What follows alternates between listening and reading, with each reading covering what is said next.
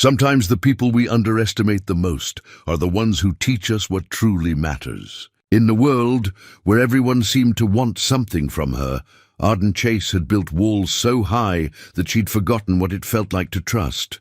She was a successful CEO with everything money could buy, but lately she'd been questioning everyone's motives, including her new gardener, Fintan, a quiet single father who worked her estate grounds. So she decided to test him.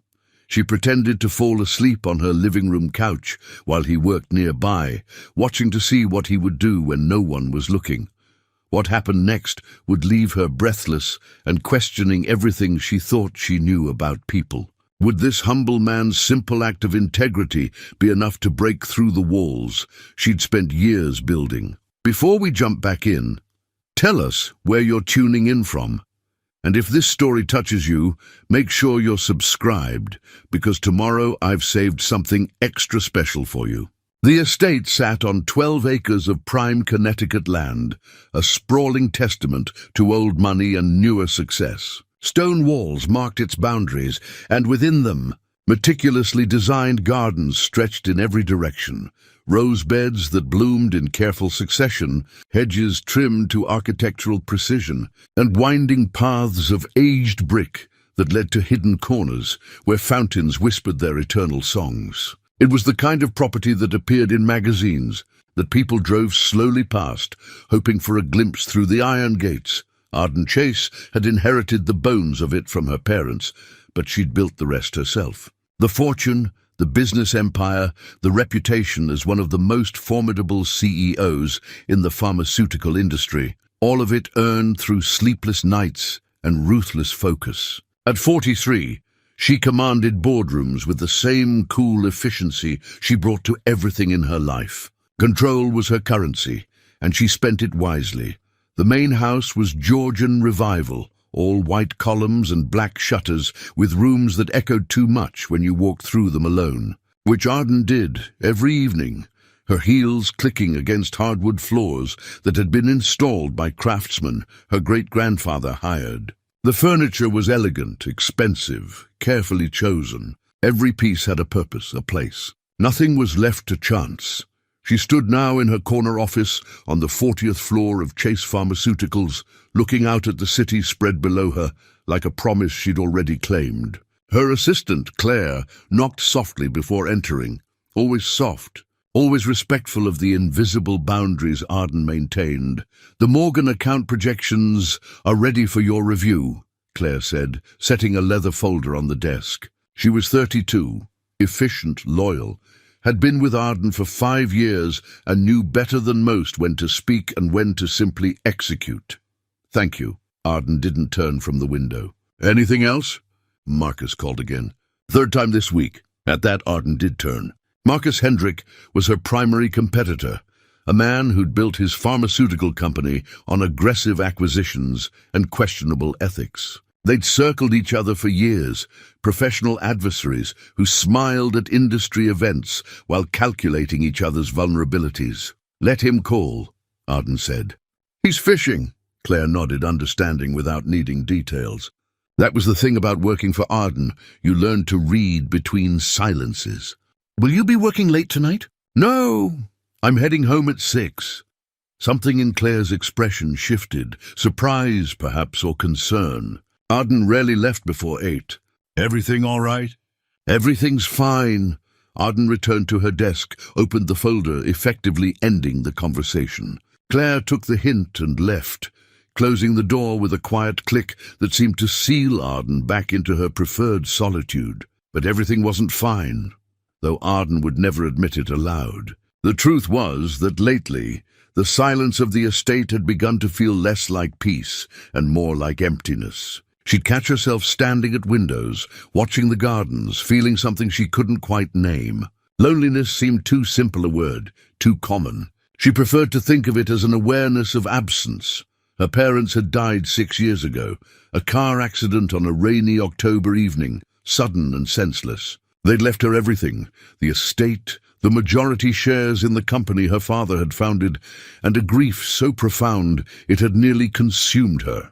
Instead, she'd channeled it into work, into building something that couldn't be taken away by chance or cruelty, but they'd also left her alone in a way that money couldn't fix. The divorce had come 2 years after their deaths. Richard had seemed like the right choice, stable, successful, from the same world she inhabited.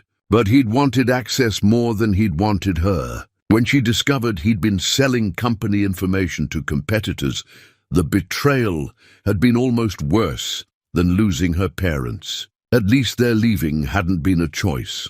She'd had the locks changed, the passwords reset, the prenuptial agreement enforced with cold precision. And she'd added another layer to those walls everyone said she had. Let them say it. Walls kept you safe. Walls kept the world at a manageable distance. The drive home took 40 minutes through autumn countryside, going gold and crimson. Arden had made this drive thousands of times, knew every curve and landmark. The stone walls appeared first, then the gates, black iron scrollwork that opened automatically as her car approached. The driveway curved through a tunnel of old maples, the leaves drifting down like gentle warnings that nothing lasted forever. Rosa's car was still in the circular drive. The housekeeper stayed late on Thursdays, preparing meals for the week ahead. Rosa had been with the family for 20 years, had known Arden since she was a young woman, just beginning to understand what she would inherit. If anyone had earned the right to speak plainly, it was Rosa, though even she maintained a careful respect for boundaries. The gardens looked immaculate as always, but Arden paused before going inside, studying them with an eye that had grown increasingly critical. Something was different, better actually. The roses had been dead-headed with expert precision, the beds weeded so thoroughly you could see the rich, dark soil. The hedges bore the marks of someone who understood not just how to trim, but how to shape growth into art. Fintan O'Brien had started 3 weeks ago, after old Thomas finally retired at 79. Thomas had maintained the grounds for 30 years, had known what he was doing, but age had slowed him down. Finding a replacement had been harder than Arden expected. The job required skill, dedication, and a willingness to work on an estate that felt more like a private world than a simple property. Fintan had come recommended by Father Michael at St. Catherine's, the church her parents had attended faithfully. He was Irish, soft-spoken, with capable hands and a respectful manner that put him somewhere in his late 30s. More importantly, he seemed to understand plants the way some people understood music, intuitively, with a feel for what they needed. He was a single father, Rosa had mentioned, raising a daughter on his own after his wife passed away. Arden had nodded at this information, filed it away as relevant but not personal. She made it a policy not to involve herself in the private lives of those who worked for her. Professional boundaries kept things simple, kept expectations clear, but she'd noticed things. The careful way he moved through the gardens, never rushing but always purposeful. The lunch he brought in a battered cooler, eaten quickly on the stone bench by the fountain. The faded work clothes that had been mended more than once, the boots that had seen better days but were meticulously clean.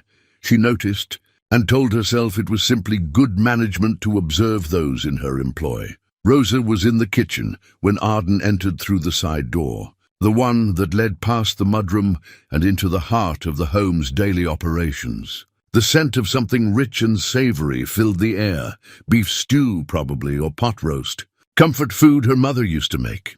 The pruning shears were gone.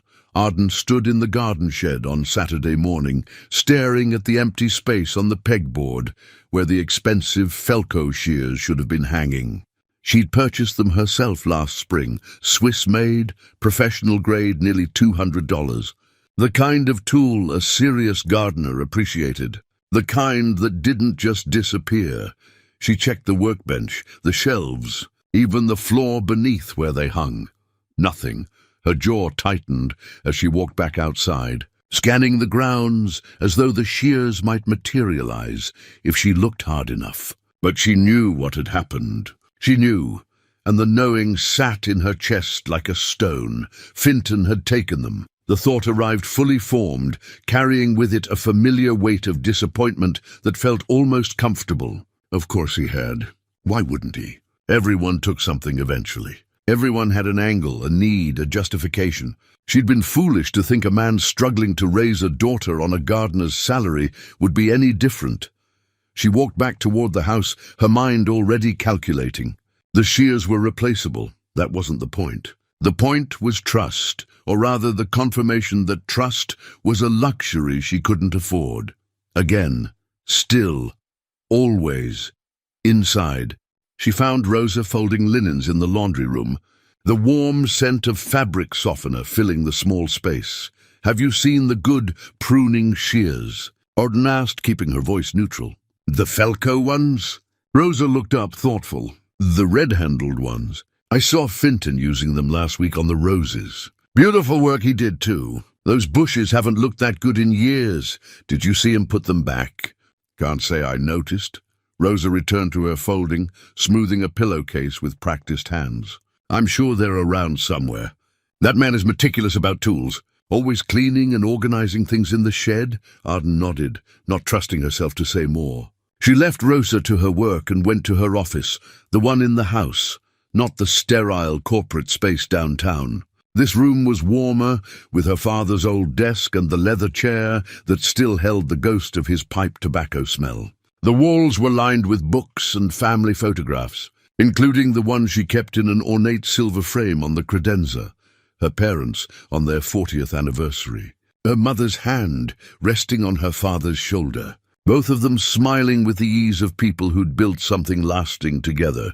She sat down heavily, feeling the weight of her own cynicism pressing down on her shoulders. Part of her wanted to march out to the garden right now and confront Fintan, demand an explanation, get the inevitable lies and excuses over with. But another part, smaller, quieter, urged caution. Claire would tell her to give him the benefit of the doubt. Claire always saw the best in people, which was either admirable or naive, depending on Arden's mood. Today it felt naive, but then again, what if she was wrong? The question unsettled her more than the missing shears did. Because if she was wrong, it meant she'd become the kind of person who assumed the worst without evidence, who let pass betrayals, poison, present possibilities. It meant Richard and all the others who'd used her had won something more valuable than money or information. They'd won her ability to see clearly, to judge fairly. Her father used to say that character revealed itself in small moments, in the choices people made when they thought no one was watching. He'd built a pharmaceutical empire on that principle, hiring people others overlooked because he saw something in them they hadn't yet seen in themselves. He'd been right more often than not, but he'd also been wrong. Richard had fooled them both. Arden opened her laptop, began composing an email to the agency she'd used to hire Fintan, then stopped. What would she say? That she suspected him of stealing based on nothing more than a missing tool and her own damaged ability to trust. That seemed premature. Unfair, even. She closed the laptop and stood, walking to the window that overlooked the back gardens. Finton was out there now. She could see him working near the perennial beds, his movements efficient and purposeful. He'd arrived precisely at 8, as he did every Saturday, parking his old Toyota near the service entrance, carrying his battered lunch cooler and thermos. Always punctual, always professional. A thief wouldn't be so reliable, would he? Or was that exactly what a smart thief would do? Establish trust, blend in, wait for the right opportunity. The circular thinking was exhausting. She thought about Richard again, about the day she'd discovered his betrayal. It had been Claire who'd found the evidence, actually. Unusual file access patterns that didn't match Richard's normal behavior. When confronted, he tried to justify it, said he was only trying to help, that she'd shut him out of the business side of their life, and he'd needed to feel included, as though theft was a reasonable response to hurt feelings. The divorce lawyer had been efficient. The prenuptial agreement had been ironclad. Richard had left with nothing but his personal belongings, and whatever dignity he could salvage. She'd felt victorious for about a week, then just empty. Her phone buzzed. A text from Claire. Marcus called again. "Says it's urgent. Want me to schedule?" Odin typed back, "Monday afternoon. My office." Whatever Marcus wanted could wait. Right now, she had a more immediate problem to solve. She spent the rest of the morning trying to work, reviewing quarterly reports and preparing for Monday's board meeting. But her attention kept drifting to the window, to the man working in her gardens. Around noon, she saw him sit on the stone bench by the fountain, opening his cooler to eat. He ate slowly, without a phone to distract him, just a man alone with his thoughts and his simple lunch.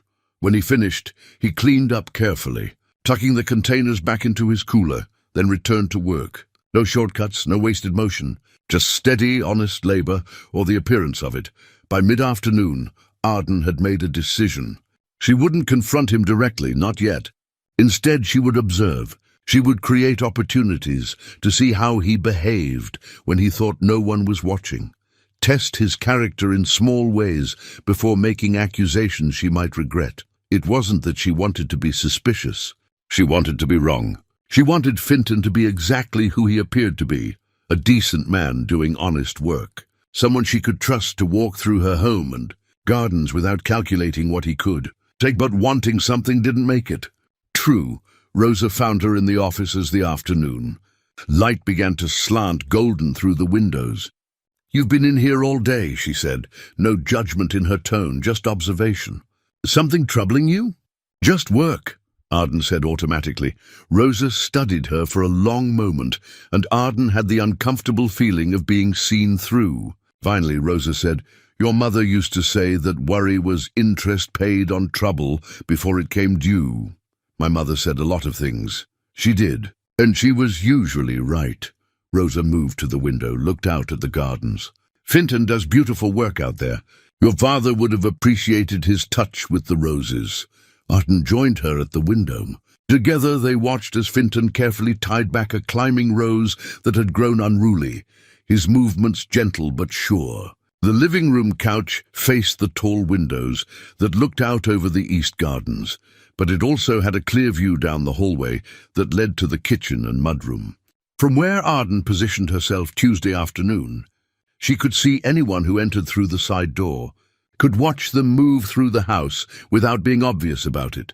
She felt ridiculous. At 43 years old, CEO of a major pharmaceutical company, she was lying on her own couch, pretending to nap like some amateur detective in a bad television movie. But she'd committed to this course of action, and Arden Chase didn't abandon plans halfway through, no matter how undignified they made her feel. The setup was simple. She'd left her purse on the side table, positioned so that the corner of a $100 bill showed from the open zipper. Another 20 lay on the floor beneath the table, as though it had fallen and gone unnoticed. Careless but believably so. People dropped things. People got distracted. She'd changed into comfortable clothes, yoga pants, and a soft sweater that looked like something a person might actually nap in. Her hair was down, loosened from its usual professional twist. She'd even removed her watch and placed it on the coffee table, next to a book she'd been reading, a half-empty glass of water. The whole scene suggested a woman who'd settled in to relax and accidentally dozed off. The side door opened at precisely 1 o'clock. Vinton was nothing if not punctual. Arden closed her eyes, forced her breathing to slow and deepen. Her heart, however, refused to cooperate, hammering against her ribs with an intensity that felt surely visible. She concentrated on keeping her face relaxed, her body still. Through her barely closed lids, she could detect changes in light, movement in her peripheral vision. Footsteps in the hallway, quiet, respectful. The sound of the mudroom closet opening, probably where he stored supplies. Then silence for several long moments. Was he looking at her? Could he tell she was faking? More footsteps, these ones moving away toward the kitchen, the soft sound of water running. He was filling buckets for the indoor plants, the task Rosa had mentioned needing attention. The fiddle leaf fig in the sunroom, the orchids on the dining room windowsills, the Boston ferns that hung in the breakfast nook. Arden kept her breathing steady, her body relaxed against the couch cushions. She'd positioned herself on her side, one arm tucked under the throw pillow, the other draped naturally across her waist, vulnerable, trusting, everything she normally wasn't. The footsteps returned, closer now. She sensed more than heard him pause near the living room entrance. Was he checking to see if she was really asleep? Or noticing the money? Her pulse quickened again. This was it, the moment that would confirm her suspicions or prove her wrong. She wasn't sure which outcome she wanted more. Fintan moved into the room. She could hear him now. The soft pad of his work boots on the hardwood, the faint jingle of something metal, keys perhaps, or tools in his pocket. He was moving slowly, carefully, and Arden realized he was trying not to wake her. That consideration touched something in her chest, something she immediately pushed away. Thieves could be considerate too, especially clever ones. He walked past the couch toward the windows. Through the tiny slits of her barely open eyes, she saw his shape, tall, lean, moving with quiet confidence. He was checking the Boston fern that hung near the south window, lifting its trailing fronds gently, testing the soil moisture with his fingers. Then he turned back, and she knew he'd seen the money. He moved closer to the side table, stopped. Arden's heart was so loud in her ears she was certain he must hear it. This was the moment. This was when she'd learn whether her cynicism was justified, or whether she'd become so damaged she could no longer recognize decency when it stood 3 feet away from her. She heard him bend down, the soft rustle of paper. Her stomach tightened, a sick feeling of vindication mixed with disappointment spreading through her chest. But then, a different sound. Not the whisper of paper being pocketed, but the gentle tap of something being placed on the wooden table. Once, twice, careful, deliberate, Arden's breath caught. She forced herself to keep her eyes closed, her body still, even as confusion replaced her certainty. Fintan straightened, stood there for another moment, and she had the strange sense he was looking at her, not with calculation or guilt, but with something softer. Then he moved away, back toward his work, leaving her alone with her racing thoughts and the money she'd used to test him. She waited until his footsteps faded completely before allowing her eyes to open fully. Slowly, she turned her head to look at the side table. The $100 bill was there, no longer peeking from her purse, but placed deliberately on the table's surface. Next to it, the 20 from the floor, both smoothed flat, positioned where she couldn't possibly miss them. He'd picked up the money and put it where it was safe, where she would find it. Arden sat up slowly, her mind struggling to process what had just happened. This wasn't what she'd expected. This wasn't what her experience had taught her to anticipate. People didn't do things like this. Not in her world, not anymore. They took opportunities when they appeared. They rationalized. They justified. But Fintan had simply corrected what he'd perceived as her carelessness and gone back to work. She stood, walked to the side table, picked up the bills with fingers that trembled slightly. The money felt different somehow, heavier with meaning than its actual value. It was evidence, but not of what she'd been looking for. From somewhere deeper in the house, she could hear him working, the quiet sounds of watering, of careful tending. She moved toward the sound without quite deciding to, drawn by a curiosity that went beyond simple observation.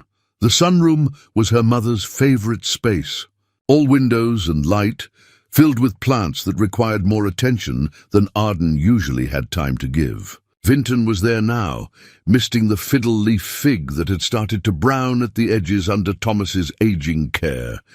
He worked with complete focus, unaware she was watching from the doorway. His movements were precise but gentle, the kind of care that came from genuine respect rather than obligation. He spoke to the plant, so softly she almost missed it, a low murmur in what might have been Irish Gaelic. Not expecting a response, just the natural communion of someone who understood that growing things responded to attention. On the windowsill beside him, she noticed his lunchbox sitting open. Inside, carefully packed, was a simple sandwich, an apple, a thermos. And tucked into the lid, a child's drawing. Arden moved closer, unable to help herself. The drawing was done in crayon, the kind of art that came from young hands still learning control. It showed a garden full of flowers, impossibly bright and cheerful, with 2 stick figures standing among the blooms. One tall, one small. Across the top, in careful letters that suggested recent mastery of writing, to Daddy, love, Maeve. Something cracked in Arden's chest. This was a man who kept his daughter's artwork in his lunchbox, who spoke gently to plants, who found money on the floor and put it somewhere safe without a second thought, who arrived early and worked late and never once asked for anything beyond what he'd been hired to provide, and she'd suspected him of theft. The shame was immediate and overwhelming. She backed away from the doorway before he could notice her, retreating to her office where she could think, could breathe, could figure out what this meant. Rosa found her there 20 minutes later, sitting at her father's desk with her head in her hands. "Are you ill?" Rosa asked, concern immediate in her voice. "No." Arden looked up, tried to smile. "Just tired." Rosa didn't look convinced, but she didn't push. Finton finished with the indoor plants. He said the fiddle leaf should perk up with regular misting. He's going to check on it each visit. That's good of him. He's a good man. Rosa said it simply, as though it were the most obvious thing in the world. As though Arden should have known it all along. After Rosa left, Arden sat for a long time, thinking about the difference between suspicion and wisdom, between protection and prison. She'd been so certain that everyone had an angle, that trust was just naivety waiting to be punished. But what if she was wrong?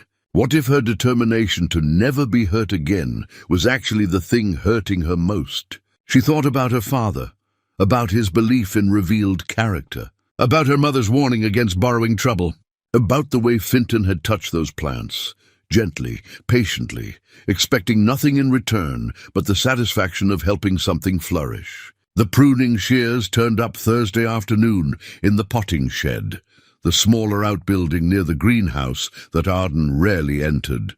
She'd been looking for a particular trowel her mother had favored, something with a carved wooden handle, and there they were, hanging exactly where they should be, exactly where she simply hadn't thought to check. Her own mistake, her own careless assumption. Arden stood there holding the shears, feeling the weight of them, feeling the much heavier weight of what they represented. She'd been so ready to believe the worst, so primed by past betrayals that she'd leapt to suspicion without evidence, without even bothering to conduct a thorough search before passing judgment in her mind. She'd tested a good man because she'd forgotten how to recognize goodness. The shame from Tuesday returned. Sharper now, cutting deeper. She set the shears back on their hook with careful deliberation, as though proper placement now could somehow undo her interior accusations. It couldn't, of course. Vinton had never known about her suspicions, but she knew, and that was enough to make her feel small in a way that had nothing to do with physical stature. Back in the house, she tried to focus on work. Marcus had called again, 3 times now, and Claire was beginning to sound concerned in her messages. The quarterly board meeting was in a week, and there were preparations that required her attention. Revenue projections, market analysis, the proposed expansion into biologics that would position Chase Pharmaceuticals for the next decade of growth. But the numbers blurred on her screen. Her mind kept returning to that moment on Tuesday, watching Finton carefully place her money where she'd find it. His respect for her property so automatic he hadn't even paused to consider keeping it. $20 probably meant more to him than it did to her. She spent that much on coffee without thinking, but his integrity hadn't operated on a sliding scale of convenience. She picked up her phone.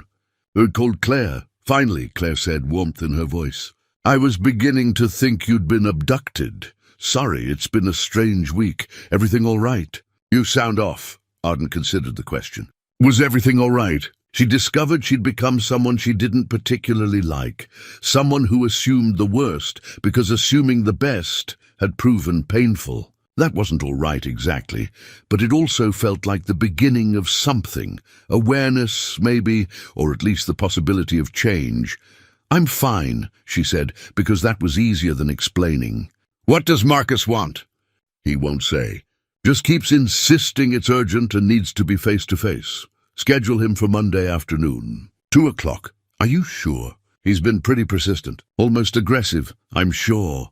Arden watched through her office window as Finton worked on the perennial beds, preparing them for winter. His movements were methodical, efficient. He wore work gloves that had been patched at the fingertips, she noticed. Patched rather than replaced. Claire, can I ask you something? Of course. How do you do it? Trust people, I mean. After everything you've seen in this business, all the politics and positioning, how do you not become cynical? Silence on the other end, long enough that Arden wondered if the call had dropped. Then Claire said carefully, I think cynicism is easier than discernment. Assuming everyone is bad requires no effort, no judgment, no risk. But assuming everyone is good until proven otherwise, that takes courage, or naivety. Maybe, but I'd rather be occasionally disappointed than constantly suspicious. The latter seems exhausting. It was exhausting. Arden hadn't realized how exhausting until this moment. Talking to Claire while watching a man work in her garden with quiet integrity. Understanding that she'd been carrying the weight of suspicion so long she'd forgotten it wasn't mandatory. You're right, Arden said. It is exhausting. After they hung up, Arden sat with that admission. Somewhere in the house, Rosa was preparing dinner. She could smell something with rosemary, something that made the house feel more like a home than it had in recent memory. Outside, the autumn light was going golden, making the gardens glow with a particular warmth that only came this time of year. On impulse, she stood and walked outside. Finton was kneeling by the hostas, cutting back the dying foliage with careful attention to the crown of each plant. He looked up when he heard her approach, surprise flickering across his features before settling into his usual professional courtesy. Ms. Chase, he said, starting to stand. Please don't get up, she gestured for him to continue working. I just wanted to check how things are looking for winter. He settled back on his heels, gestured to the beds around them. These are ready now. The roses need one more feeding before the first hard frost, and I'd recommend mulching everything heavily this year. It's supposed to be a cold winter. You keep up with the weather forecasts? Have to. Plants don't care about our schedules. They respond to what's coming. He said it simply, matter of fact. Your mother planted these hostas, Rosa told me. They're beautiful specimens. Someone took good care of them. My mother loved this garden. She could spend hours out here just tending and planning. I can see her touch everywhere, Fintan said. The way things are laid out, the companion plantings. She understood how plants work together. Arden found herself sitting on the nearby stone bench, watching him work. This close, she noticed other details. The careful way he handled each plant, never rough or hurried. The small notebook that peeked from his shirt pocket, presumably for tracking what he did where. The quietness of his presence, comfortable with silence in a way most people weren't. How long have you been gardening? She asked. Since I was a boy. My grandfather had a small farm in County Cork. Vegetables mostly, but he kept a flower garden for my grandmother. Used to say that a man who couldn't grow something beautiful was missing part of his soul. Sounds like a wise man. He was. Taught me everything worth knowing. Fintan moved to the next hosta, his hands moving with practiced ease. Patience, mostly. Can't rush growth. Can't force things to be ready before their time. Just have to tend faithfully and trust the process. The words settled over Arden, like a gentle correction she hadn't known she needed. Can't force things. Can't rush. Just tend and trust. I found the pruning shears, she said suddenly. They were in the potting shed. I'd forgotten to check there. If he found her statement odd, announcing the location of found tools, he didn't show it. Ah, good. Those are fine shears. Worth keeping track of. Yes, they are. She paused, then added, I'm sorry, I should have looked more carefully before assuming they were missing. He glanced at her then, something shifting in his expression. Understanding, maybe, or at least an acknowledgement that they were talking about more than just garden tools. Things get misplaced. Easy enough to do in a property this size. She appreciated his grace, his willingness to accept her apology without requiring detailed explanation. They sat in companionable silence for a few moments, Arden watching him work. Vinton focused on his task but not uncomfortable with her presence. Your daughter, Arden said. Maeve, that's an Irish name? It is, means she who intoxicates. He smiled, a softness entering his features. My wife chose it. Said the moment she held her she was drunk with love. That's beautiful. A waif was good with words. Better than me, certainly. He cut back the last of the hosta foliage, gathering the debris carefully. She'd have loved this place. The gardens especially. She always wanted space for flowers. Past tense. Was good. Would have loved. The losses contained in those words made Arden's chest tighten. "I'm sorry for your loss," she said quietly. "Thank you." He stood then, gathering his tools. "It's been 3 years now. You learn to carry it, the grief. Never gets lighter, but you get stronger." Arden thought about her own losses, her parents, even the death of her marriage. She'd gotten stronger, yes, but she'd also gotten harder. Walls instead of strength. Suspicion instead of wisdom. "I should let you finish," she said, standing. "Thank you for the update on the garden." "Of course," he nodded respectfully. "I'll be done in about an hour if that's all right. Take whatever time you need." She walked back toward the house feeling oddly lighter, as though the conversation had shifted something in her understanding of the world, or at least her place in it. At the door, she turned back to see him working again. His patched gloves, moving carefully through the garden her mother had loved, tending it with a care that honored what had come before. Rosa was in the kitchen when Arden entered, and she looked up with knowing eyes. "You talked to him," she said. "Not a question. I did. And he's a good man." Arden said it firmly, a declaration to herself as much as to Rosa. A genuinely good man.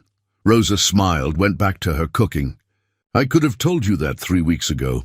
You did tell me that, and now you believe it." Yes, Arden thought.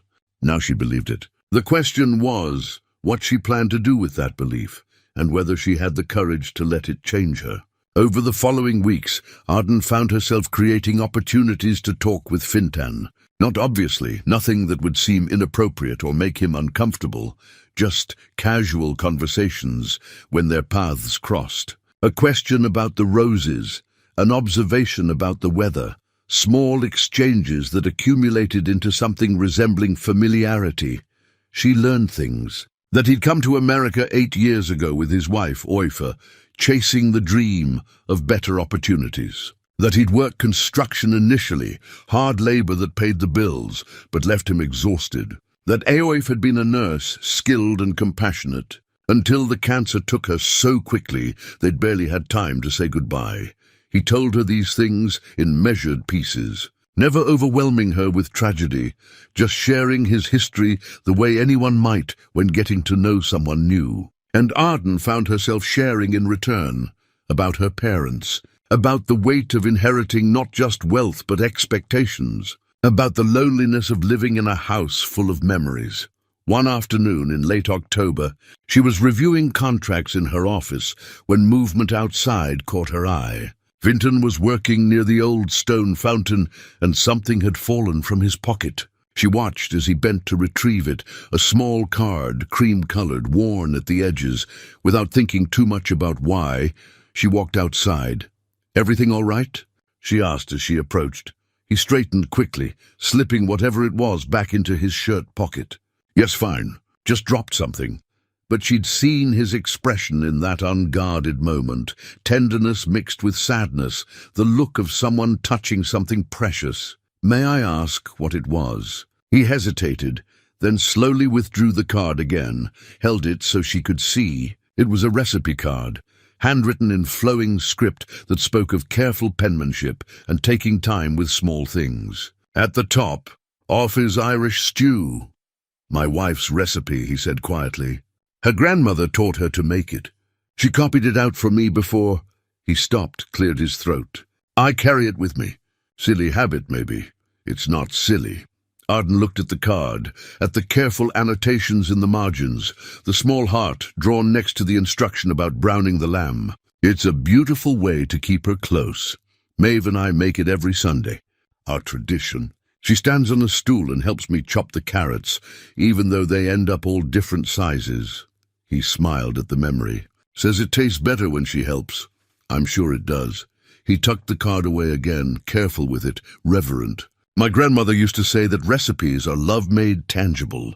The effort of writing it down, of passing it along, that's care you can hold in your hands." Arden thought about her own mother's recipe box, sitting untouched in the kitchen since her death. She'd been afraid to open it, afraid of what that grief might feel like if she let it surface. But watching Fintan honor his wife's memory with such gentle dignity made her wonder if she'd been wrong. Maybe holding on to memories wasn't the same as being held hostage by them. "My mother left recipes too," she said. "I haven't. I couldn't look at them after she died. Grief has its own timeline. No rushing it, no forcing it. Like plants, things grow in their own time." It was such a Fintan thing to say, returning always to the language of gardens, of growth, of patient tending. She found herself smiling despite the heaviness of the topic. "Maybe I'll look at them soon. When I'm ready. You'll know when that is."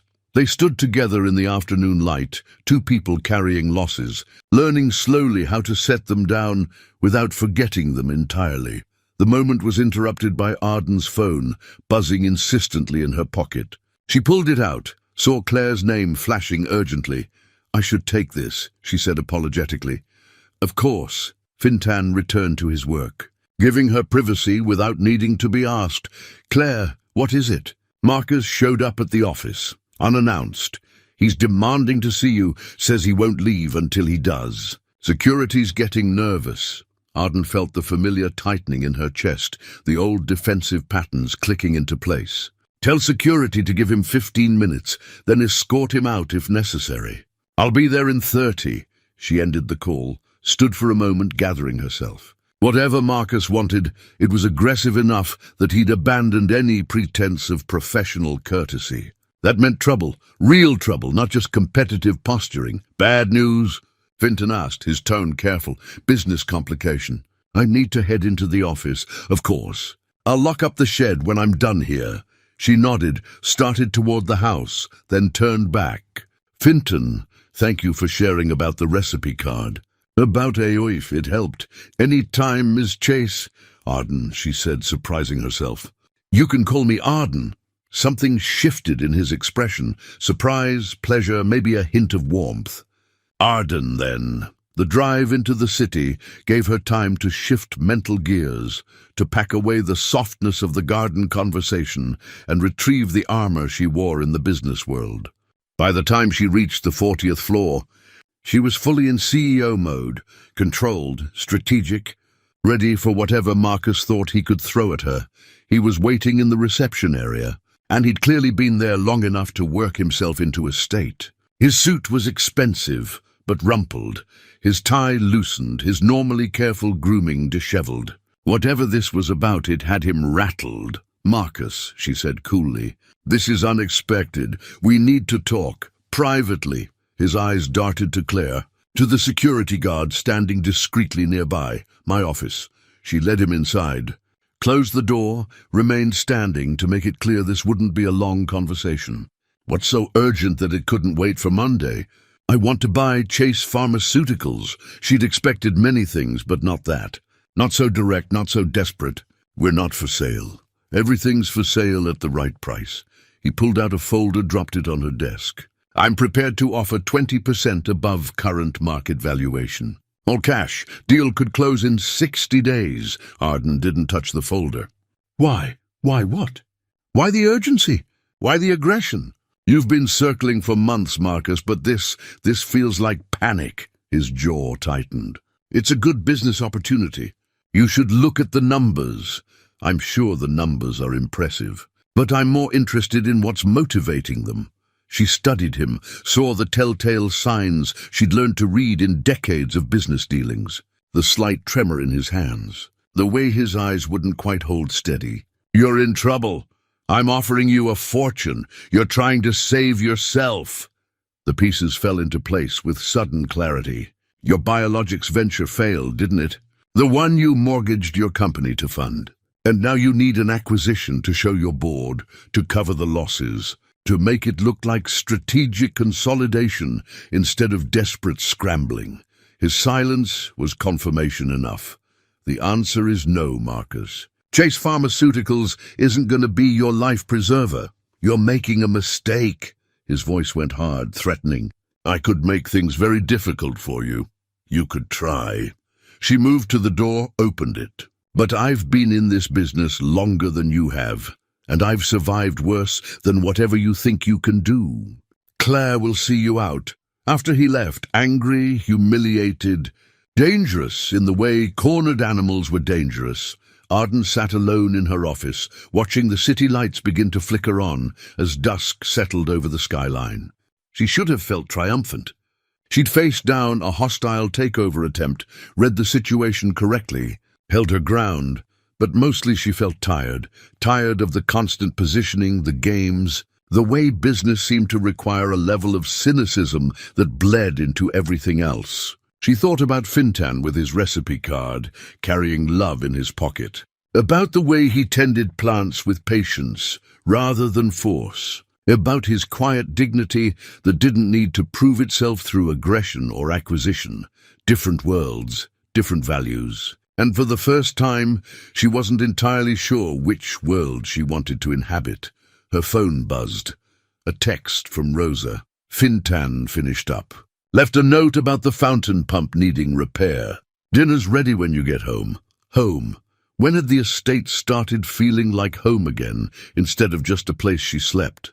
She knew the answer. It had started when she'd stopped seeing shadows in every corner, stopped testing people, and started trusting them. When she'd let herself have a real conversation instead of maintaining professional distance at all costs. It had started when she'd met someone who reminded her that goodness still existed if you were brave enough to look for it. The rain came suddenly on a Thursday afternoon, one of those late autumn storms that arrived without warning and transformed the world into something grey and urgent. Arden was in a conference call with the board, discussing third-quarter earnings, when she noticed through her office window that Fintan's jacket was still hanging on the garden shed door. He'd been working on the far side of the property, near the perennial beds that bordered the old stone wall. Too far to have made it back before the downpour started. She tried to focus on the call, on revenue, projections and market share analysis, and the proposed expansion into personalized medicine.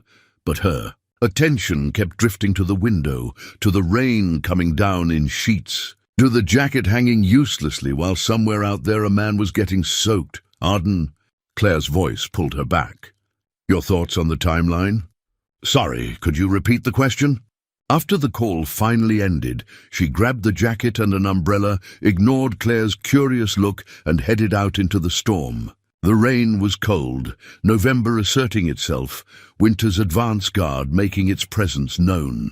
She found Fintan exactly where she'd guessed, still working methodically through the beds, his shirt plastered to his back, hair dripping. "Fintan!"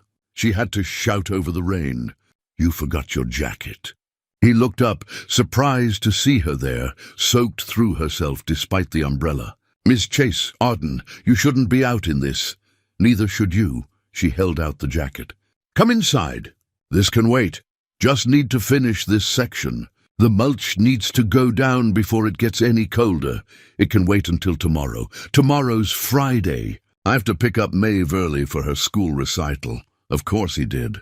Of course he'd prioritized his daughter's school event, rearranged his schedule, which meant pushing work to today, even if today brought a storm. Then it can wait until next week. "Come on, you'll catch pneumonia." He hesitated, clearly uncomfortable leaving work unfinished, but the rain was intensifying and even his stubbornness had limits. Together they hurried back to the house, both thoroughly drenched by the time they reached the mudroom. Rosa appeared almost immediately, took one look at them, and disappeared to return with towels. "Good heavens! You both need dry clothes and hot tea." "I'm fine," Fintan said automatically, but his shivering contradicted the statement. "You're not fine. You're soaked to the bone." Arden made a decision. "Rosa, can you find something from my father's closet? They should be close enough in size." "I couldn't," Fintan started to protest. "You can and you will. I'm not sending you home to your daughter in wet clothes." She softened her tone. "Please, at least have some tea and warm up first." He looked like he wanted to argue, but Rosa was already heading upstairs, and Arden was fixing him with a look that brooked no opposition. Finally, he nodded. 20 minutes later, they were both dry and sitting in the kitchen, the informal one where Rosa worked, not the formal dining room Arden rarely used. Fintan wore a pair of her father's old work pants and a flannel shirt, both slightly loose on his leaner frame, but close enough. Arden had changed into comfortable clothes, her hair still damp and curling at the ends. Rosa had made tea and put out shortbread cookies she'd baked that morning, then tactfully disappeared to give them privacy. "I'm sorry about the storm," Arden said, which was absurd. She couldn't control the weather, but she felt responsible somehow for him being caught in it. "Not your fault." Finton wrapped his hands around the mug, warming them. "I should have checked the forecast more carefully. You were focused on finishing before tomorrow. For Maeve's recital, she's been practicing for weeks. Some song about autumn leaves. Very serious business when you're 8 years old." His face softened the way it always did when he talked about his daughter. "She made me promise I'd be there early, get a seat in the front row." "That's sweet. It's everything." He took a sip of tea. "After Oif died, I promised Maeve I'd never miss the important things. School events, bedtime stories, Sunday stew. The little things that add up to a childhood, to feeling loved and secure." Arden thought about her own childhood, about parents who had been present and attentive despite their busy lives. Her father reading to her every night until she was 12.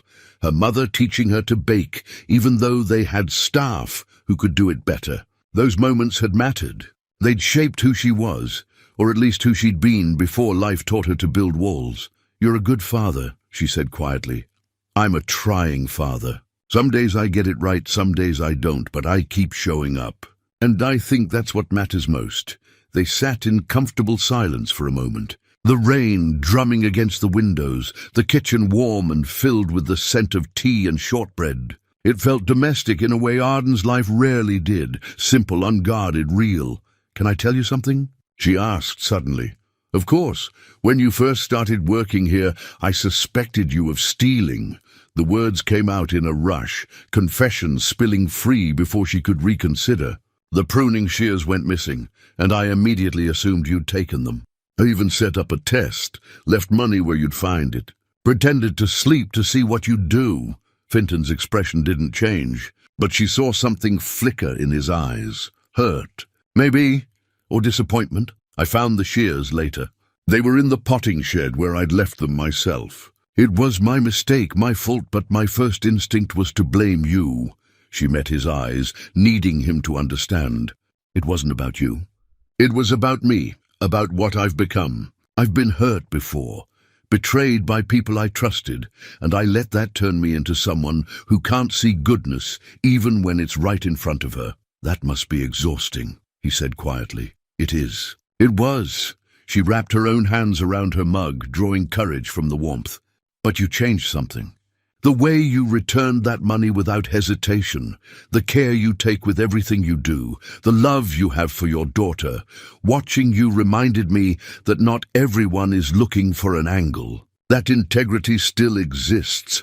I appreciate you telling me." His voice was careful, measured.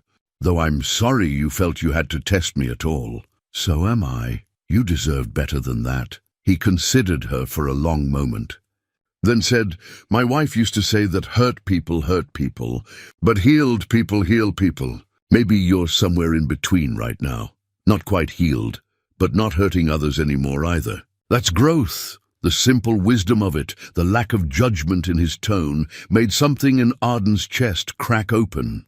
She'd been bracing for anger or coldness, for him to take offense at her admission. Instead, he was offering understanding, seeing her struggle with compassion rather than condemnation. "I found out how you got this job," she said, changing the subject slightly. "Father Michael at St. Catherine's recommended you." "He did. I volunteer there sometimes, helping with the grounds. When he heard about the opening here, he thought I'd be a good fit. There was a previous employer," Arden continued carefully. "The one before Thomas retired. I made some calls, did some checking after I started to care about getting things right. They gave you a glowing recommendation, but they also mentioned there was some trouble. An accusation that was later cleared." Finton's jaw tightened slightly, the first sign of real discomfort. "That was a misunderstanding, was it?" He was quiet for a long moment, staring into his tea. When he spoke, his voice carried a weight she hadn't heard before. "I worked for a wealthy family in Greenwich. Good people, or so I thought. Their son, spoiled, entitled, got caught stealing from his parents. Cash, jewelry, things he could pawn. When they discovered it, he blamed me. Said I'd been the one taking things, that he'd seen me do it, but you hadn't. Of course not. But I was the employee, the outsider, and he was family. They wanted to believe him. His hands tightened around the mug. They fired me without severance, threatened legal action if I disputed it. I had a daughter to care for, bills to pay, and fighting them would have meant lawyers, publicity, time I didn't have. So I left. How did you clear your name? I didn't have to. 3 months later, the son got arrested for theft at another house. The family called to apologize, offered my job back, but by then I'd found work elsewhere. Didn't seem worth going back to a place that had been so quick to think the worst of me. The parallel wasn't lost on Arden. She'd been quick to think the worst of him too, just like those people in Greenwich. Different circumstances, same instinct to protect yourself by suspecting others first. I'm so sorry that happened to you. It taught me something important. He looked up, met her eyes. That sometimes the world won't be fair, won't see you clearly, won't give you what you deserve. But you can still choose how you respond. You can let it make you bitter, or you can let it make you careful about how you treat others. You chose the latter. I try to. For Maeve, mostly. Want her to see that you can be hurt and still be kind. That the two things don't have to be connected. Arden felt tears prick her eyes, unexpected and unwelcome. I think I've been confusing strength with hardness, thinking that if I didn't let anyone close, I couldn't be hurt again. But really, I was just lonely. He finished gently, yes, lonely. The rain continued outside, but inside the kitchen felt warm and safe, a space where truths could be spoken without judgment. They sat together, two people who'd been hurt, learning slowly how to trust again, understanding that vulnerability wasn't weakness, but courage. The letter arrived on Monday morning, delivered not to her home, but to her office at Chase Pharmaceuticals. Claire brought it in with the regular mail, but something about her expression made Arden look up from her computer. "This came for you," Claire said, her voice tight. "No return address." And delivered to reception. The envelope was plain white, expensive paper stock, Arden's name typed on a label. Nothing remarkable, except for the sense of wrongness that emanated from it like a warning. She opened it carefully, unfolded the single sheet inside. The letterhead was anonymous, the text brief and devastating. "Miss Chase, you should know that Fintan O'Brien was terminated from his previous position at the merchant estate in Greenwich for theft. Police were nearly involved. The family chose not to press charges only to avoid publicity. He has a history of taking advantage of wealthy employers. Thought you should be informed before he does the same to you. A concerned party." The words blurred as Arden read them once, twice, 3 times. Her chest felt tight, her breath coming short. This couldn't be right. Vinton had told her about Greenwich, about the false accusation, about being cleared when the real thief was caught. But what if he'd lied? The thought arrived with the force of betrayal, sharp and familiar. She'd let her guard down, trusted him, shared things she'd never told anyone. And all along, he might have been exactly what she'd first suspected, a man looking for an opportunity, waiting for the right moment to take advantage. She forced herself to breathe, to think logically. The letter was anonymous, which meant it could be false. Could be someone trying to cause trouble. Could be, but the details were specific. The merchant estate, Greenwich, theft. How would someone make those up with such precision? "Arden?" Claire's voice seemed to come from far away. "Are you all right?" "Find out everything you can about Fintan O'Brien's employment history, especially the Greenwich position. I need verification." "What? Why, what does that letter say?" "Just do it, Claire, please." Claire took the letter, read it, her expression darkening. "This is anonymous. It could be complete fabrication, or it could be the truth I was too naive to see." "You're not naive. You're finally learning to trust again, and someone's trying to sabotage that." But Arden barely heard her. The walls were going back up, automatic defense mechanisms she'd thought she was learning to dismantle. Every conversation with Fintan was replaying in her mind, recontextualized by suspicion. Had he been playing her, using his daughter, his dead wife, his quiet dignity as a cover for something darker? An hour later, Claire returned with her laptop, her face grave. "I found records," she said quietly. "Public records from the Greenwich Police Department. There was an incident at the Merchant Estate. Fintan O'Brien was named in the initial report as a suspect in a theft investigation." The room tilted. "And?" "The case was closed 3 months later when Jonathan Merchant, the son, was arrested at a different location for similar charges. The records show Fintan was cleared, exactly as he told you, but he was initially suspected." "Yes, but wrongly. Arden, this is exactly what he said happened. He was falsely accused and later vindicated." Arden stood, walked to her window, pressed her forehead against the cool glass. She wanted to believe Claire, wanted to believe Fintan, wanted to believe she hadn't been played for a fool again. But the fear was louder than reason. Old wounds screaming that this was Richard all over again. Trust weaponized into betrayal. "I need to talk to him." "Are you sure that's wise right now?" "You're upset. You're not thinking clearly." "I'm thinking more clearly than I have in weeks." The coldness in her own voice surprised her. "I let myself get distracted, let emotion cloud judgment. That stops now." She left the office before Claire could argue further, drove to the estate with her hands gripping the steering wheel so tightly her knuckles went white. Fintan's truck was in its usual spot near the garden shed. She found him working on the rose beds, preparing them for their winter covering. He looked up as she approached, smiled, that open, genuine smile she'd come to trust, and the sight of it made fury rise in her throat. "Arden, I wasn't expecting to see you until this evening. We need to talk." Her voice came out clipped, professional, the warmth they'd built completely absent. "About your employment history." His smile faded, replaced by confusion. "My employment history?" She thrust the letter at him. "This came to my office this morning. Care to explain?" He read it slowly, his expression shifting from confusion to understanding to something that looked like pain. When he looked up, his eyes held a sadness that would have moved her if she'd let it. "This is about Greenwich," he said quietly.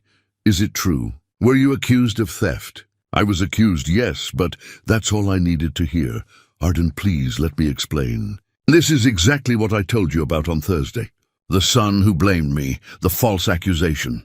I was cleared completely when you got caught somewhere else, when the real thief was caught. I had nothing to do with it." But she was shaking her head, backing away from him, from the garden, from the vulnerability she'd been stupid enough to show. "I trusted you. I told you things I've never told anyone. And all along you've been, what? Waiting for your moment? Planning what you could take?" "No." His voice was firm but pained. "I've never taken anything from you. I would never get off my property." The words came out flat, final. Fintan stood very still, the letter still in his hand, looking at her with an expression that made her want to take everything back and double down simultaneously. "You're firing me. I'm protecting myself. Something I should have done from the beginning. Arden, please. Give me a chance to prove this is false. Let me show you the police records, the clearance documents. Call Father Michael, call the merchants themselves. I said get off my property." Her voice was rising now, control slipping. "I don't want your explanations or your lies. I want you gone." He looked at her for a long moment, and she saw the exact instant something broke in him. His shoulders sagged slightly, the light going out of his eyes. And when he spoke, his voice was barely above a whisper. "I understand." He set his tools down carefully, methodically, the same precision he brought to everything, walked to his truck without looking back, drove away without protest or argument, leaving Arden standing alone in the garden they'd worked on together. Surrounded by plants he'd tended with such care, she stood there until Rosa found her, tears streaming down her face, though she couldn't remember starting to cry. "What happened?" Rosa's voice was sharp with concern. "I had to fire him. Fire Fintan." "Why on earth?" "He lied to me. About his past, about why he was fired in Greenwich." "I got proof, Rosa. I saw the police records." "What records? What are you talking about?" Arden showed her the letter, watched Rosa read it with mounting horror. "This is anonymous," Rosa said. "This is someone trying to hurt you. The records are real. Claire verified them. Did she verify what they actually say? Or just that they exist?" Rosa's tone was harder than Arden had ever heard it, because if you looked at those records properly, you'd see that Fintan was cleared, completely exonerated. This letter is twisting the truth and you fell for it. The words hit like a slap. What? Fintan told you about Greenwich. He told you he was falsely accused and cleared. This letter is counting on you not checking the details, on you letting fear make decisions instead of facts. Arden felt the world tilt again, but differently this time. But Claire said he was initially suspected and later cleared. That's exactly what Fintan told you. But you heard what you were afraid to hear, instead of what was actually said. The truth of it crashed over her like cold water. She'd been so ready to believe the worst, so primed by the letter and her own fears, that she'd twisted Claire's words to match her expectations. She'd seen initially suspected and stopped listening before later cleared. "Oh God," she whispered. "What have I done?" "You hurt a good man who didn't deserve it." Rosa's voice softened slightly. "You let fear win when you were finally learning to be brave." Arden sank onto the stone bench, the letter crumpling in her hands. She'd done exactly what the merchants had done to Fintan. Assumed guilt, dismissed explanations, let suspicion override evidence. She'd become the very thing she'd hated about her own betrayals, and she'd done it to someone who'd shown her nothing but integrity. Arden spent the next 3 hours making calls, each one adding another layer of shame to the crushing weight already pressing on her chest. Father Michael at St. Catherine's spoke carefully, diplomatically, but his disappointment was clear. "Fintan is one of the most honorable men I know. When that situation in Greenwich happened, he could have fought back publicly, could have made a scene, but he chose dignity over vindication. He trusted that the truth would come out eventually, which it did. That takes a strength most of us don't possess. The merchants, the parents, not the son, were more direct." Mrs. Merchant's voice carried genuine regret. "We failed Fintan terribly. Our son was going through a difficult time, and we wanted so desperately to believe him that we ignored the evidence right in front of us. When the truth came out, we offered Fintan his position back with a significant raise and a formal apology, but he declined. He said he couldn't work for people who'd been so quick to think the worst of him. I respected that decision, even as it pained me. Each conversation confirmed what Rosa had already told her. Fintan had been truthful about everything. The anonymous letter had simply weaponized facts, stripped of context, to destroy the trust she'd been building, and it had worked. By late afternoon, Claire arrived at the estate with news that Arden had been expecting but dreading. "Marcus sent the letter," Claire said, setting her laptop on the kitchen table, where Arden sat with cold coffee she hadn't touched. "I had it trace the delivery. The courier was paid from one of Marcus's shell accounts. Sloppy, he must have been desperate." "Why?" Arden's voice was hoarse from crying. "Why go after Fintan?" "Because he saw you changing. You've been distracted," his word, not mine. "Less focused on the business, softer in negotiations. He thought if he could destroy your trust in Fintan, you'd go back to being the ruthless CEO he could predict and manipulate." Claire paused. "He was also probably trying to hurt you personally. Revenge for rejecting his buyout offer. The calculated cruelty of it made Arden's stomach turn. Marcus had seen something genuine growing in her life and decided to burn it down for strategic advantage. And she'd let him. She'd been so afraid of being hurt that she'd hurt herself more thoroughly than any enemy could have. "I need to find Fintan," Arden said, standing abruptly. "I need to apologize, to explain." "I tried calling him," Claire said gently. "His phone goes straight to voicemail. I drove by his apartment. His landlord said he and Maeve left a few hours ago. She doesn't know where they went." Panic fluttered in Arden's chest. "He wouldn't just leave. He has commitments, Maeve's school. You fired him, Arden, publicly humiliated him and questioned his integrity. Why would he stay?" The truth of it was crushing. She'd taken a man who'd already been falsely accused once, who'd built his life carefully around protecting his daughter and his reputation, and she'd done exactly what he feared most. She'd believed lies over evidence, suspicion over history, fear over truth. Rosa appeared in the doorway. Father Michael called. He said Fintan sometimes goes to the church when he needs to think. It's worth trying. Arden grabbed her keys, then stopped. On the counter, almost unnoticed, sat Finton's battered lunch cooler. He'd left it behind in his haste to leave. She picked it up, felt its lightness, its emptiness, without the care he usually packed into it. Inside, tucked into the lid where he always kept it, was Maeve's drawing of the garden.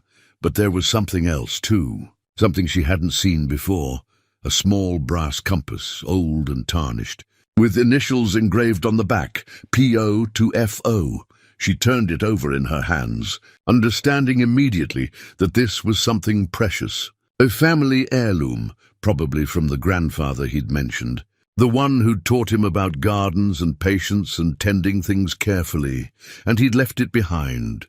The symbolism wasn't lost on her. A compass was meant to guide you home, to keep you true to your path. By leaving it here, Finton was saying he'd lost his way, or that this place was no longer home for him.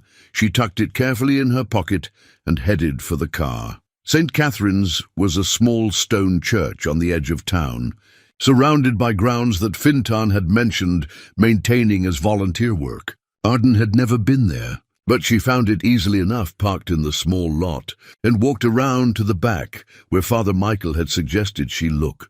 The church garden was modest but beautifully maintained, beds of late-season chrysanthemums, ornamental grasses gone golden in the autumn light, a small fountain that trickled peacefully. And there, kneeling by a flower bed with a broken ceramic pot in his hands, was Finton.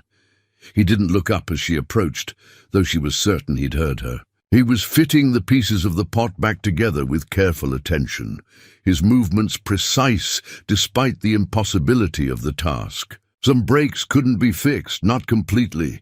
"Fintan," she said softly. "Miss Chase." His voice was polite, distant, professional. All the warmth they'd built completely gone. "I'll clear out any personal items I left at the property by tomorrow. You won't have to see me again. I don't want you to clear out. I want you to come back." Now he did look up, and the pain in his eyes made her breath catch. "Why would I do that?" "Because I was wrong. Completely, devastatingly wrong." She moved closer, careful not to crowd him. The letter was fake, not the facts, but the context. It was sent by Marcus Hendrick, a business rival trying to hurt me by destroying what you and I were building. The police records confirm everything you told me. You were falsely accused and completely cleared. I know what the records say. I lived it. I should have believed you. I should have checked the facts before I—" Her voice broke. "I'm so sorry, Finton. I let fear make me cruel, and you didn't deserve any of it." He set the pot pieces down carefully, stood to face her. "Do you know what the worst part was? Not the accusation. I've been accused before, survived it. The worst part was seeing you look at me like I was nothing. Like everything I'd shown you, everything we'd shared, meant nothing against your fear. I know, and I hate that I did that to you. My wife used to say that trust is like a garden. Takes time to grow, needs constant tending, and can be destroyed in a single storm." He looked away, jaw tight. "I thought we were building something, but at the first sign of trouble, you burned it down. I panicked. I've been hurt before, betrayed by people I trusted, and when that letter came, all those old wounds they took over. I stopped thinking and started reacting, and what happens next time something threatens you? Next time someone plants a seed of doubt?" He shook his head. "I can't live like that, Arden, always waiting for the other shoe to drop, wondering when you'll decide I'm not worth trusting again. My daughter can't live like that either." The mention of Maeve cut deep. "I would never—" "You already did. Maeve asked me why we were leaving, why she had to say goodbye to her friends at school. I told her we were moving for new opportunities, but she's 8, not stupid. She knows something bad happened." Arden felt tears tracking down her face. "Please, let me make this right. Let me prove that I can be better, that I can be worthy of the trust you showed me." "How?" "With apologies? With explanations?" His voice was tired more than angry now. "I forgave the merchants eventually, but I never went back to work for them. Some things can't be undone." She pulled the compass from her pocket, held it out to him. "You left this. Your grandfather's compass." He looked at it but didn't take it. "I know. A compass is supposed to guide you home. To keep you on the right path, sometimes you need to find a new path. This one led somewhere that hurt too much. Or maybe, she said, stepping closer, maybe it led exactly where it was supposed to, and I'm the one who got lost. Please, Fintan, don't let my fear destroy something good. Don't let Marcus win. He was quiet for a long moment, looking at the compass, at her, at the broken pot on the ground. Finally, he took the compass, turned it over in his hands. My grandfather gave this to me when I left Ireland. Said a man who knows where he's going can weather any storm. But lately I don't know where I'm going anymore. Maybe we could figure it out together, slowly, carefully. Like you said, you can't rush growth. A ghost of a smile touched his lips, using my own words against me, learning from a good teacher. He closed his hand around the compass, met her eyes. I need time, Arden. Time to think, to decide if this is something I can risk again. For me, yes, but especially for Maeve. She's been through enough loss. Take all the time you need. I'll wait. I'll prove to you that I can be someone who deserves your trust. And if I decide I can't come back. The question hurt, but she owed him honesty. Then I'll understand. And I'll spend the rest of my life regretting that I let fear rob me of something precious. He nodded slowly, tucked the compass back into his pocket. I'll call you. When I've decided, it wasn't forgiveness, not yet, but it was possibility, and right now, that was more than she deserved. 3 days passed with no word from Fintan, 3 days during which Arden functioned on autopilot, attended meetings, signed documents, made decisions that felt increasingly hollow. She dealt with Marcus through official channels, documenting his sabotage attempt and making it clear that any further interference would result in legal action. He'd retreated, his own vulnerabilities too exposed to risk escalation, but the victory felt meaningless without someone to share it with. On Thursday evening, as November darkness settled early over the estate, Arden found herself in the garden. The roses needed their final winter preparation. Work that Fintan had been scheduled to do before she'd fired him. She had no idea what she was doing, but she knelt by the beds anyway, trying to remember what he'd said about proper cutting angles and protecting the crowns. She was making a mess of it, she knew, but the physical work felt like penance. "You're cutting too low," a quiet voice said behind her. She turned so quickly she nearly fell. Fintan stood at the edge of the garden, hands in his jacket pockets, watching her with an expression she couldn't quite read. Fintan. His name came out breathless with hope and fear. "You came. I said I'd call. Thought showing up might be better." He moved closer, knelt beside her, gently took the pruning shears from her hands. "May I?"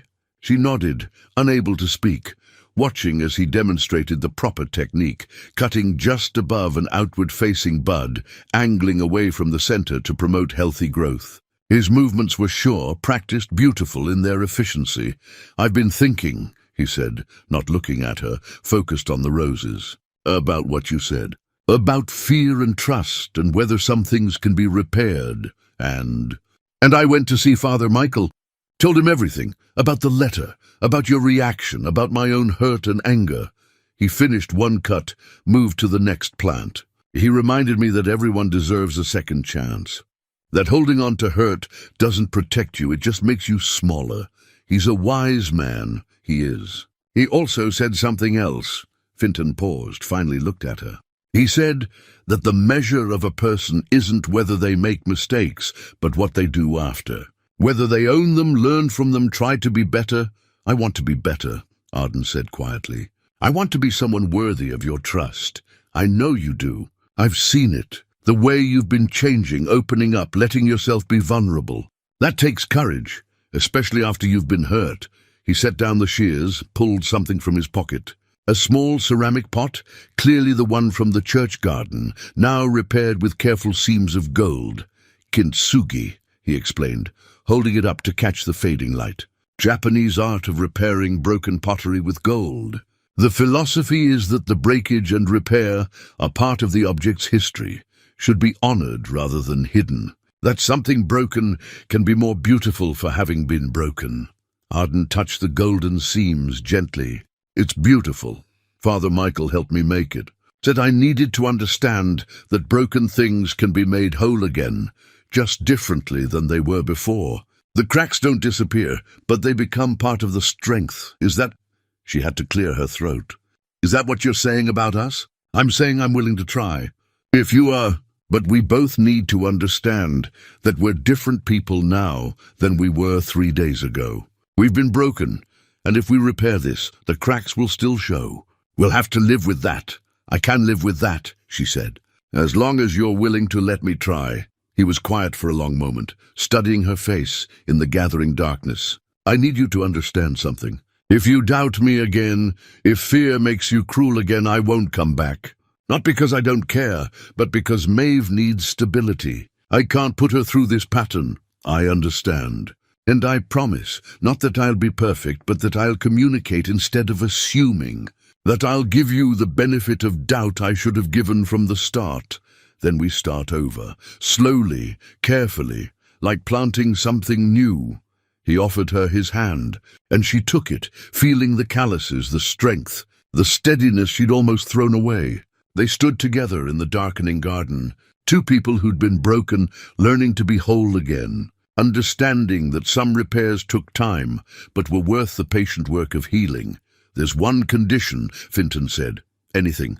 I meet Maeve first. Explain what happened in terms she can understand. Make sure she's comfortable before I bring her back here. She's been through enough uncertainty, of course. Whatever she needs, whatever you both need. He nodded, satisfied. Then, almost shyly, he held out the repaired pot. This is for you. A reminder that broken things can heal. Arden took it carefully, cradling it like the precious gift it was. Not just a pot, but a promise. A symbol of hope that they could take what had shattered and make it into something stronger, more beautiful, more honest than what they'd had before. Thank you, she whispered, for giving me another chance. Thank you for being brave enough to ask for one. They stood together as full darkness settled, and somewhere in the silence, Arden felt something shift. Not a return to what had been, but the beginning of something new. Something built on truth and honesty, and the understanding that trust was a choice you made every day, not a guarantee you could demand. Vinton came back to work the following Monday, and though the change was subtle, it was profound. There was a new carefulness between them, a mutual awareness of fragility, of how deliberately trust had to be rebuilt. A week after his return, Fintan approached her. Maeve would like to meet you. If you're willing. Arden's heart jumped. Of course. Whenever she's ready. Saturday afternoon. Saturday's perfect. When Saturday arrived, Arden was nervous in a way board meetings had never made her. Rosa found it amusing. You face down hostile boards without breaking a sweat, but an 8-year-old has you pacing. She's important to him. That makes her important to me. When Finton's truck pulled up, Arden opened the door to find them standing together, his hand resting protectively on his daughter's shoulder. Maeve studied her with serious dark eyes remarkably like her father's. You have a really big house, the girl said. I do. Would you like to see the gardens? They walked through the estate slowly, Arden pointing out features she thought might interest a child. Outside, Maeve touched a bare rose cane gently. Daddy says your mom planted these. She did. She loved roses. Used to say that anything worth having required thorns. My mom loved flowers too. I don't remember much about her, but Daddy shows me pictures.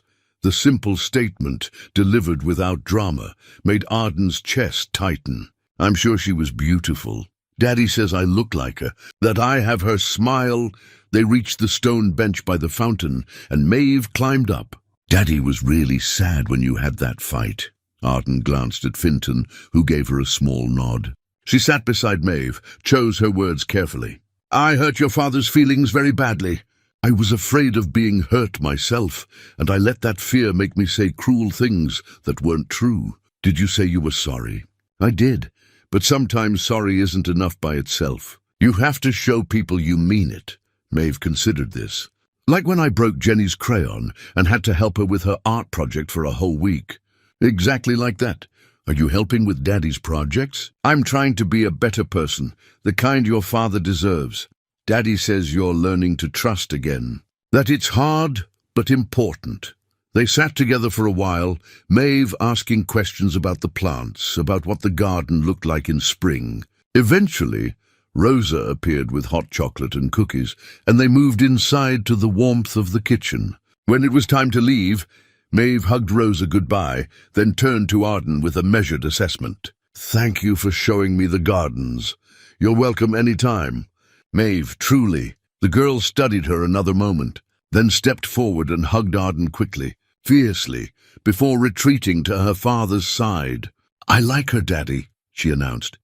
"She's got sad eyes, like you used to have, but I think she's getting better." Over the following weeks, a new rhythm established itself. Vinton returned to his regular schedule, but now there were shared coffee breaks, conversations that ranged into the personal.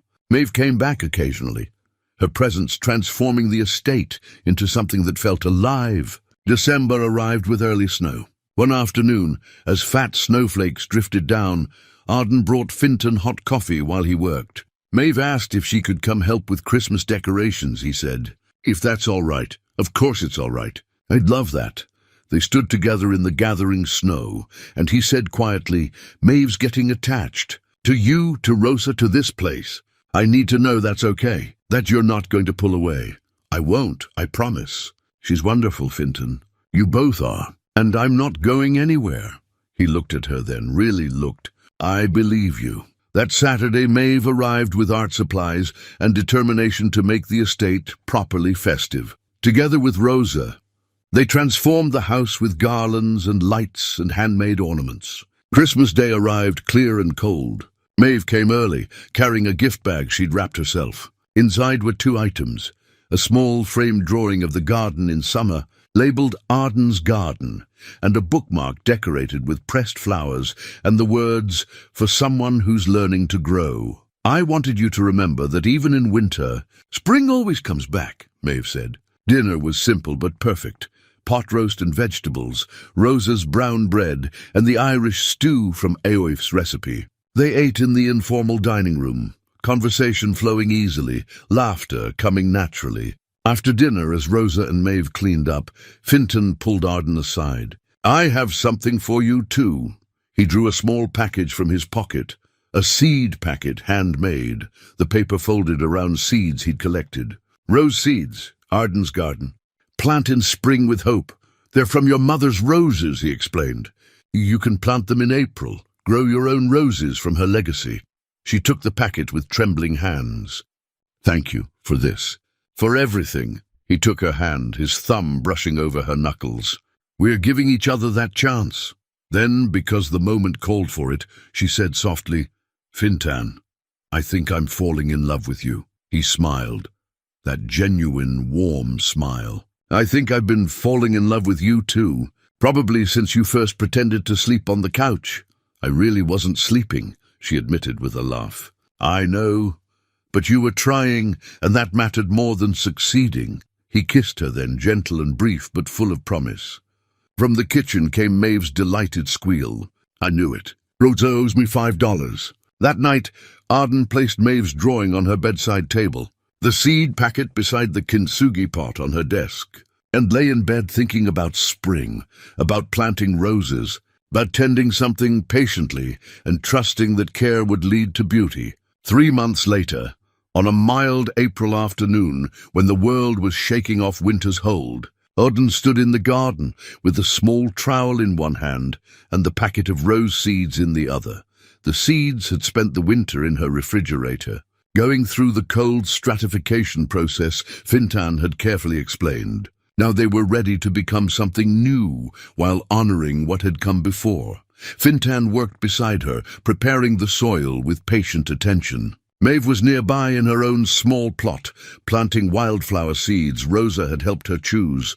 "Not too deep," Fintan reminded Arden gently. "Rose seeds need light to germinate. Just press them into the soil, barely covered." She followed his instructions, placing each seed with care, thinking about her mother, about how life continued in unexpected ways if you gave it the chance. "Will they all grow?" Maeve asked, dirt smudged on her cheek. "Probably not all of them," Finton admitted, "but enough will survive if we tend them properly." That's the important part.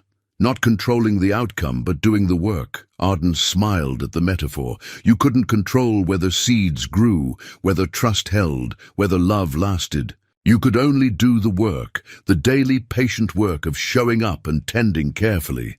The past 3 months had been exactly that, careful tending. Their relationship had evolved beyond employer and employee into something richer.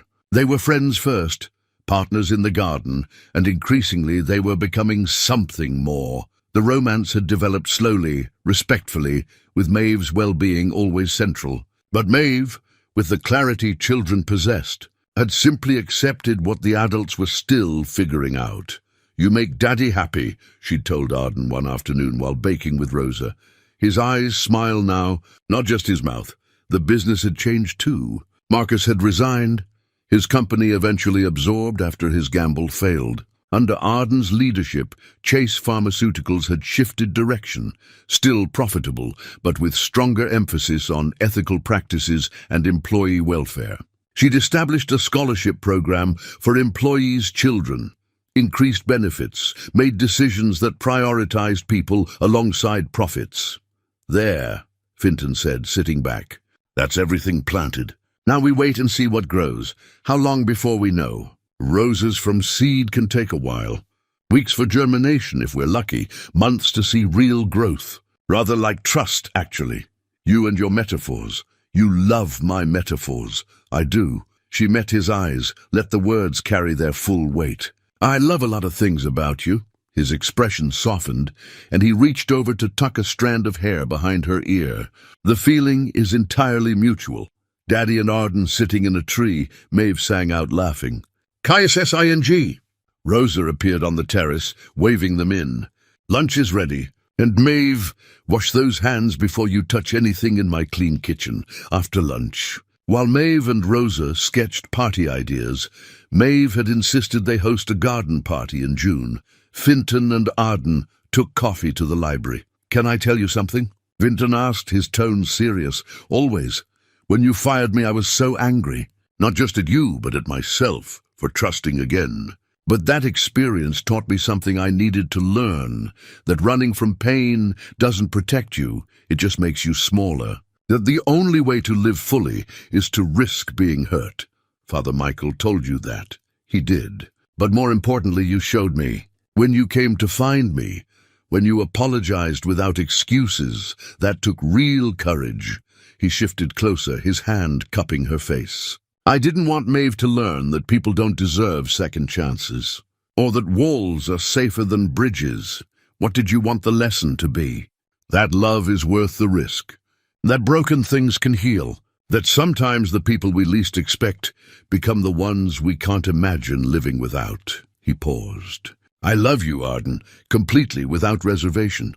I love your strength and your vulnerability, how you've grown, and the courage it took to change." Tears streamed down her face. "I love you too, so much that it scares me sometimes. Then don't let it be empty. Let it be full of us, of Maeve, of Rosa, and all the people we're choosing to let in. I want that. I want all of that."